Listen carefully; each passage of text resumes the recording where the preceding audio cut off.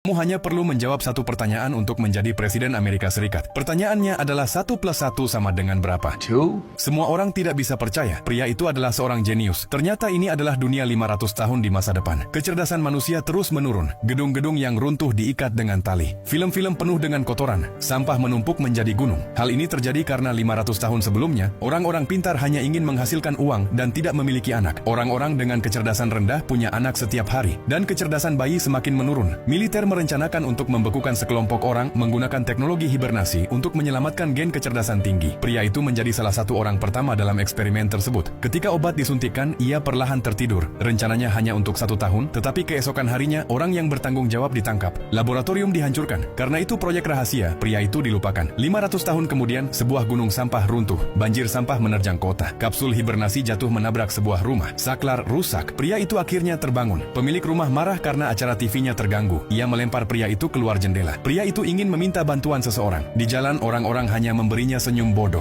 Ia merasa pusing dan melewati sebuah rumah sakit. Di dalam sampah ada di mana-mana. Perawat menatap kosong dan asal memberikan nomor. Dokternya bahkan lebih buruk. Ia menyuruh pria itu memasukkan tabung uji ke telinga, mulut, dan pantatnya. Lalu ia menghentikannya dan berkata bahwa yang dimasukkan ke mulut seharusnya masuk ke pantat. Pria itu lari untuk membilas mulutnya, tapi keran hanya mengeluarkan soda. Ia bertanya kepada seseorang apakah mereka minum air. Orang itu tersenyum bodoh dan menjawab. Lalu pria itu menyadari bahwa saat itu adalah tahun 255. Ia berlari keluar dan sadar ia telah tidur selama 500 tahun. Ia berjalan linglung. Segera polisi menangkapnya. Ia diberitahu karena tidak membayar biaya pemeriksaan rumah sakit. Ia mendapat pengacara pembela gratis, tapi ternyata orang yang sama yang melemparkannya keluar jendela. Pengacara itu menuduhnya membobol rumah dan mengganggu acara TV-nya. Pria itu dijatuhi hukuman 500 tahun penjara. Sebelum masuk, ia harus menjalani tes kecerdasan. 1 tambah 1 sama dengan berapa? 2. Pria itu ditembak. Manusia telah menjadi sebodoh itu.